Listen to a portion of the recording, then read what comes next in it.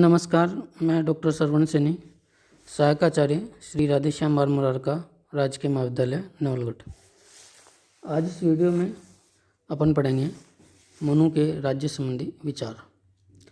भारतीय राजनीतिक चिंतन में या राजनीतिक विचारों में मनु का महत्वपूर्ण स्थान है। भारत के इतिहास में मनु को सबसे प्राचीन और पहला राजनीतिक विचारक के तौर पर स्वीकार किया जाता है।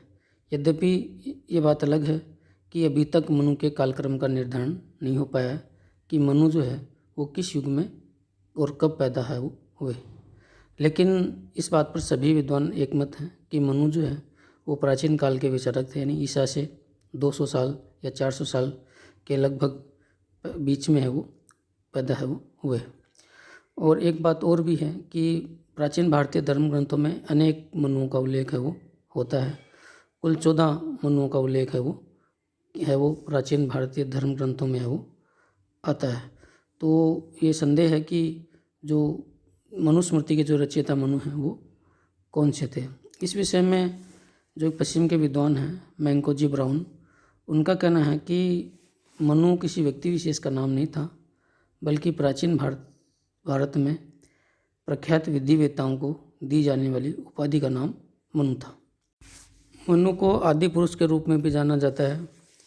ये कहा जाता है कि एक बार जो पृथ्वी पर जल उपलावन के कारण संपूर्ण मानव जाति नष्ट हो गई, अकेले मनु है वो बचे और मनु ने ही संपूर्ण मानव सभ्यता का प्रारंभ है वो किया।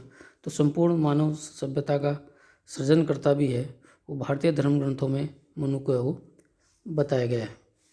मनु को भारत का पहला विधि शास्त्री और विधि संहिता के तौर पर भी है वो मनु को जाना जाता है। मनु का जो ग्रंथ है का नाम है मनुस्मृति, और मनुस्मृति जो है उसके 2 अन्य नाम भी हैं। मनुस्मृति को मनु संहिता भी कहा जाता है, मनुस्मृति को मानव धर्मशास्त्र भी कहा जाता है।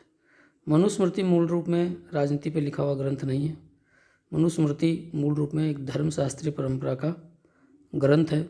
उसमें अनेक बातों का उल्लेख किया गया है और उसमें राजनीतिक बातों का उल्लेख भी किया गया है। इसलिए राजनीति विज्ञान के विद्यार्थियों के लिए भी मनुस्मृति है वो एक महत्वपूर्ण ग्रंथ है। मनुस्मृति में 12 अध्याय हैं और 2694 श्लोक है। मनुस्मृति में जिन राजनीतिक बातों का उल्लेख किया गया है अब अपन उसमें चर्चा करेंगे। और मनुस्मृति में जो राज्य के बारे में बातें कही गई हैं उसमें सबसे पहले अपन राज्य की उत्पत्ति के विषय में मनुस्मृति में जो विचार दिए गए हैं उन पर चर्चा करेंगे। तो सर्वप्रथम राज्य की उत्पत्ति। तो चूंकि राजनीति विज्ञान मूल विषय राज्य होता है, इसलिए किसी भी राजनीति विज्ञानी के लिए ये जानना ज़रूरी है कि राज्य कहाँ से आया, राज्य की उत्पत्ति कैसे हुई। प्राचीन काल से लेकर आधुनिक समय तक राज्य की उत्पत्ति के विषय में चिंतन है वो होता आया है। मनु ने भी मनुस्मृति में राज्य की उत्पत्ति पर विचार दिए। मनु ने मनुस्मृति के 7वें अध्याय में राज्य की उत्पत्ति पर विचार है वो दिया है। और मनु ने इस अध्याय में कहा है कि जब पृथ्वी पर राज्य नहीं था, यानी राज्य की पूर्व की अवस्था में पृथ्वी पर भयंकर अराजकता व्याप्त थी, पृथ्वी पर अन्याय व्याप्त था, मत्स्य न्याय की स्थिति है वो प्रचलित थी। उस स्थिति में कोई भी व्यक्ति सुरक्षित नहीं था। किसी भी व्यक्ति की जान कभी भी जा सकती थी। सभी लोग पूरी तरह से असुरक्षित थे और पृथ्वी पर चारों तरफ अन्याय के कारण हाहाकार है वो फैला था और सभी व्यक्ति अपनी जान की सुरक्षा चाहते थे। सभी व्यक्ति अन्याय का निवारण चाहते थे। इसलिए सभी लोगों ने अपनी सुरक्षा और न्याय की स्थापना के लिए ईश्वर यानी ब्रह्मा से प्रार्थना की, और ब्रह्मा ने जो है लोगों की प्रार्थना को स्वीकार किया और लोगों की प्रार्थना को स्वीकार कर पृथ्वी पर लोगों की सुरक्षा के लिए, न्याय की स्थापना के लिए पृथ्वी पर पहले राजा की नियुक्ति है वो की। जैसे ही ईश्वर ने पृथ्वी पर राजा की नियुक्ति की, वैसे ही राज्य की उत्पत्ति है वो हुई। मनुस्मृति में राजा और राज्य में कोई भेद नहीं किया गया है। राजा की उत्पत्ति को ही राज्य की उत्पत्ति है वो माना गया है। तो इस प्रकार मनु ने राज्य की उत्पत्ति का जो विवरण दिया है उससे स्पष्ट होता है कि मनु के अनुसार राज्य की उत्पत्ति देवता के कारण हुई है। इसलिए अपन ये कह सकते हैं कि मनु ने राज्य की उत्पत्ति के देवीय सिद्धांत का प्रतिपादन है वो किया है। मनुस्मृति में यहाँ तक कहा गया है कि जो राजा है उसमें देवता का अंश है वो होता है। मनु के अनुसार राजा का निर्माण जो है वो 8 देवताओं के अंश से मिलकर हुआ है। इसलिए राजा का प्रत्येक आदेश जो है वो मानना चाहिए, प्रत्येक आदेश की पालन करना चाहिए। राजा के आदेशों की अवहेलना किसी भी स्थिति में नहीं की जानी चाहिए। यदि राजा बालक के रूप में है तब भी उसके आदेशों की पालना है वो की जानी चाहिए, क्योंकि राजा में 8 देवताओं का अंश शामिल, इसलिए राजा कोई गलत काम नहीं कर सकता। तो इस प्रकार जो राजा के विषय में जो विवरण मनुस्मृति में दिया गया है उसके अनुसार कह सकते हैं कि मनु ने राजा को दिव्यता प्रदान है वो की है। यहाँ आकर कुछ लोग ये कहते हैं कि मनु ने राजा की दिव्यता या राज्य की उत्पत्ति के जिस देवी सिद्धांत का समर्थन किया है वहाँ वह राजा की निरंकुशता का समर्थन भी है वो करता है। हम सबको ये पता है कि राज्य की उत्पत्ति का देवी सिद्धांत का प्रतिपादन केवल मनु ने ही नहीं किया, बल्कि पश्चिम के अनेक विद्वानों ने भी राज्य की उत्पत्ति के देवी सिद्धांतों का समर्थन किया है। और राज्य की उत्पत्ति के देवी सिद्धांतों की आड़ में यूरोप के अनेक शासकों ने निरंकुशता का समर्थन किया और निरंकुशता पूर्ण तरीके से शासन किया, लोगों पर खूब अत्याचार है वो किए। तो पश्चिम में जो है राज्य की उत्पत्ति के देवी सिद्धांत को जो है वो निरंकुशता का पर्याय है वो मान लिया गया। तो कुछ लोग ये भी कहते हैं कि चूँकि मनु ने राज्य की उत्पत्ति के देवीय सिद्धांत का समर्थन किया है तो मनु भी शासकों की निरंकुशता का समर्थक है, लेकिन ये सच नहीं है। मनु ने राज्य की उत्पत्ति के देवीय सिद्धांत का तो समर्थन किया है, लेकिन मनु ने कहीं भी राजाओं की निरंकुशता का समर्थन नहीं किया है। मनु ने जिस राजपथ का समर्थन किया है, जिस राजा का समर्थन किया है, वह किसी भी रूप में निरंकुश नहीं हो सकता, भले ही उसकी उत्पत्ति देवीय रूप से ही क्यों न हुई।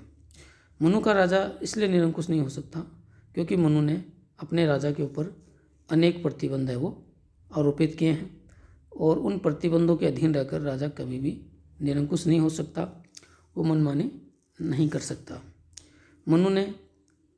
मनु के अनुसार राजा पर कुल 4 तरह के प्रतिबंध होते हैं, जिनमें पहला प्रतिबंध या नियंत्रण है धर्म का नियंत्रण। मनु के अनुसार राजा इसलिए निरंकुश नहीं हो सकता क्योंकि राजा धर्म के अधीन है। धर्म नियमों का समूह है और राजा को अपने संपूर्ण राजकाज या शासन का जो कार्य है वो धर्म के नियमों के अनुसार ही करना होता है। और जब राजा नियमों के अनुसार शासन का संचालन करेगा तो वह कभी भी निरंकुश नहीं हो सकता। तो इस प्रकार राजा चूँकि धर्म के अधीन है, धर्म के अधीन है, इसलिए वह निरंकुश नहीं हो सकता। मनु का राजा इसलिए भी निरंकुश नहीं हो सकता क्योंकि मनु ने स्वयं राजा को भी दंड के अधीन किया है। मनु के अनुसार गलत कार्य के लिए राजा को भी दंडित है वो किया जा सकता है। राजा चूँकि ज्ञानी होता है, विद्वान होता है, और ज्ञानी विद्वान होने के बावजूद भी यदि वह अपराध करता है तो उसे आम जनता से अधिक दंड मिलना चाहिए।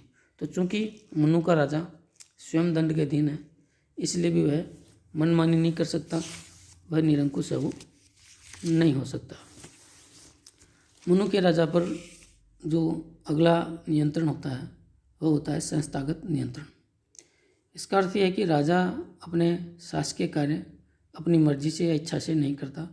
राजा जो है अपने सभी शासकीय कार्य अपने मंत्री परिषद के परामर्श से करता है, और जब राजा मंत्री परिषद के परामर्श से कार्य करेगा तो वह कोई भी गलत निर्णय नहीं लेगा, वह मनमानी नहीं करेगा, क्योंकि मंत्री परिषद जो है वो राजा को कभी भी न तो गलत परामर्श देगी और न कभी मनमानी करने देगी। तो इस प्रकार मंत्री परिषद का भी संस्थागत नियंत्रण राजा पर होता है, जिसके परिणामस्वरूप राजा न तो निरंकुश हो सकता है और न ही वह मनमानी कर सकता है। एक बात ये भी बताई जाती है कि मनु ने राजा के लिए कुछ स्पष्ट निश्चित गुणों का उल्लेख भी है वो किया है। जैसे राजा को है वो ज्ञानी होना चाहिए, वेदों का ज्ञाता होना चाहिए, राजा को जो त्रयी वार्ता अन्वेक्षकी का ज्ञान होना चाहिए, राजा को जितेंद्रिय होना चाहिए, राजा को न्यायी होना चाहिए, राजा को सत्यवादी और धर्मपरायण होना चाहिए, राजा को साहसी और वीर होना चाहिए। इतने गुणों का होना राजा के लिए मनु ने अनिवार्य बताया। और जब कोई व्यक्ति इतना ज्ञानी होगा, इतना गुणी होगा, तो वह मनमानी कैसे कर सकता है। तो इस प्रकार मनु के अनुसार राजा के गुण और उसकी सामाजिक मर्यादाएं भी उसको मनमानी करने से रोकती हैं। उस पर उसके गुण और उसकी मर्यादाएं भी उस पर अंकुश लगाती हैं, इसलिए वह निरंकुश नहीं हो सकता, वह मनमानी नहीं कर सकता। तो इस प्रकार अंत में अपन ये कह सकते हैं कि भले ही मनु ने राज्य की उत्पत्ति के देवी सिद्धांत का समर्थन किया हो, लेकिन मनु ने कहीं भी राजाओं की निरंकुशता का समर्थन नहीं किया। मनु ने जिस राजपथ का उल्लेख किया है वह पूरी तरह से नियंत्रित है, मर्यादित है। अनेक नियंत्रण और प्रतिबंध उस पर आरोपित होते हैं जो राजा को मनमानी करने नहीं देते। तो ये है मनु के अनुसार राज्य की उत्पत्ति का सिद्धांत। अब आगे अपन चर्चा करते हैं राज्य के सप्तांग सिद्धांत की। सप्तांग सिद्धांत प्राचीन भारतीय चिंतन में जो है ये माना गया है कि राज्य जो है वो 7 अंगों से मिलकर बना है। यानी सप्तांग सिद्धांत में माना गया है कि राज्य 7 अंगों से मिलकर बना है। मनु ने मनुस्मृति में भी जो है वो राज्य के सप्तांग सिद्धांत का उल्लेख किया है। और सप्तांग सिद्धांत के अनुसार मनु ने राज्य के 7 अंग हैं वो बताए। ये 7 अंग इस प्रकार से हैं। पहला अंग है स्वामी। स्वामी का अर्थ होता है राजा, यानी राजा है वो राज्य के 7 अंगों में शीर्ष पर होता है। सबसे बड़ा अंग, महत्वपूर्ण अंग राजा ही होता है। और राजा में मनु के अनुसार जो राजा में नैतिक गुण होने चाहिए, प्रशासनिक क्षमताएं होनी चाहिए, कर्तव्यों के प्रति निष्ठा है वो राजा में होनी चाहिए। अगला जो अंग बताया गया है राज्य का वह है मंत्री या अमात्य। सप्तांग सिद्धांत में राज्य का दूसरा महत्वपूर्ण अंग है वो मंत्रियों को माना गया है। मंत्रियों का प्रमुख कार्य शासन के संचालन में राजा की सहायता करना है। मनु ने राजा को परामर्श दिया है कि वह गुण, कुल और चरित्र की दृष्टि से श्रेष्ठ मंत्रियों की नियुक्ति करे। सप्तांग सिद्धांत में राज्य का तीसरा महत्वपूर्ण अंग माना गया है पुर को। पुर का अर्थ है राज्य की ऐसी राजधानी जो पूर्ण सुरक्षित हो और पुर में ही राजा व मंत्रियों का निवास हो। सप्तांग सिद्धांत का चौथा अंग है राष्ट्र या राज्य। राष्ट्र का अर्थ होता है पुर के अलावा राज्य का शेष प्रदेश यानी भूमि। राष्ट्र का निर्माण राज्य के विभिन्न गांवों और उसमें बसने वाली प्रजा से है वो होता है। अगला जो अंग है सप्तांग सिद्धांत में राज्य का वह है कोष। कोष यानी राजकोष यानी राज्य का खजाना, जिसमें राज्य की सुरक्षा और कल्याण के लिए धन संग्रहित हो। मनु के अनुसार राज्य की सुरक्षा और प्रजा के कल्याण में प्रजा का जो कल्याण है वो समुचित कोष से संभव है। इसलिए राजा को कोष पर विशेष ध्यान रखना चाहिए। राजकोष यानी राज्य का खजाना भरने का निरंतर प्रयास करना चाहिए। अगला जो अंग है राज्य का वह है दंड। दंड का अर्थ होता है राज्य की सेना। मनु के अनुसार जो राज्य की सेना राज्य का एक महत्वपूर्ण अंग है और राज्य की सुरक्षा सेना पर ही निर्भर है। इसलिए राजा को सेना पर भी समुचित ध्यान देना चाहिए। राज्य का अगला और आखिरी जो अंग मनु ने बताया है वह होता है मित्र। मित्र का अर्थ है मित्र राज्य। मनु के अनुसार मित्र राज्यों का राज्य की सुरक्षा में महत्वपूर्ण योगदान होता है। इसलिए राजा को अपने मित्र राज्यों की संख्या में निरंतर वृद्धि करते रहना चाहिए। तो ये है राज्य का सप्तांग सिद्धांत। धन्यवाद।